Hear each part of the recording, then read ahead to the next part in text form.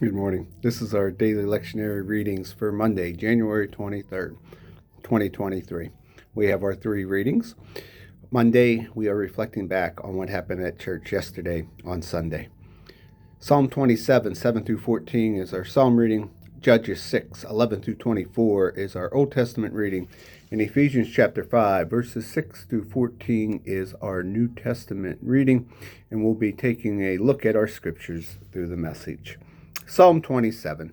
Listen, God, I'm calling at the top of my lungs. Be good to me. Answer me. When my heart whispers, seek God, my whole being replied, I'm seeking him, and don't hide from me now. You've always been right there for me. Don't turn your back on me now. Don't throw me out. Don't abandon me. You've always kept the door open.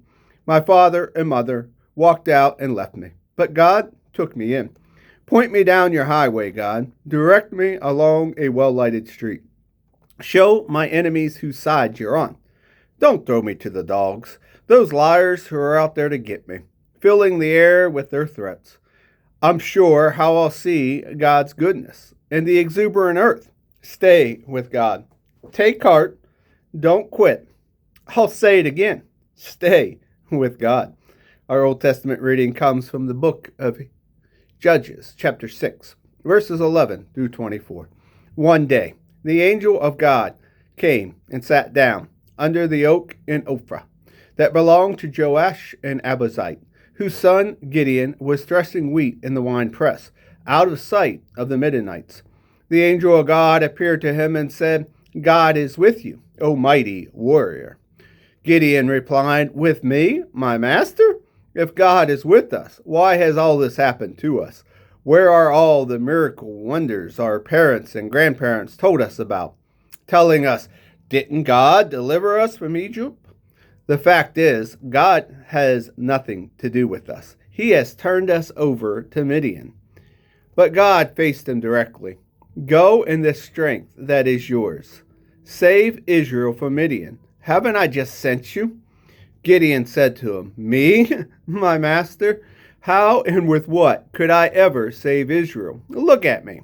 My clan's the weakest in Manasseh, and I'm the runt of the litter. God said to him, I'll be with you. Believe me, you'll defeat Midian as one man. Gideon said, If you're serious about this, do me a favor. Give me a sign to back up what you're telling me. Don't leave until I come back and bring you my gift. He said, I'll wait till you get back. Gideon went and prepared a young goat and a huge amount of unraised bread. He used over half of a bushel of flour. He put the meat in a basket and the broth in a pot and took them back under the shade of the oak tree for a sacred meal. The angel of God said to him, Take the meat and unraised bread, place them on that rock, and pour the broth on them. Gideon did it. The angel of God stretched out the tip of the stick he was holding and touched the meat and the bread.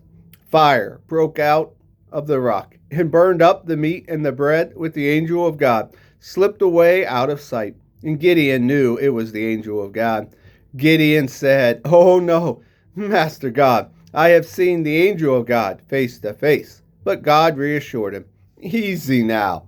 Don't panic. You won't die. Then Gideon built an altar there to God and named it God's Peace.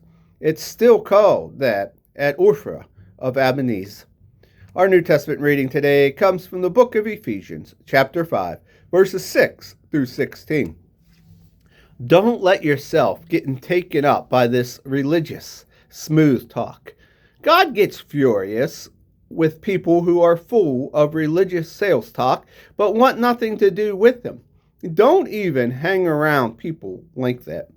You groped your way through that murk once, but no longer. You're out in the open now. The bright light of Christ makes your way plain.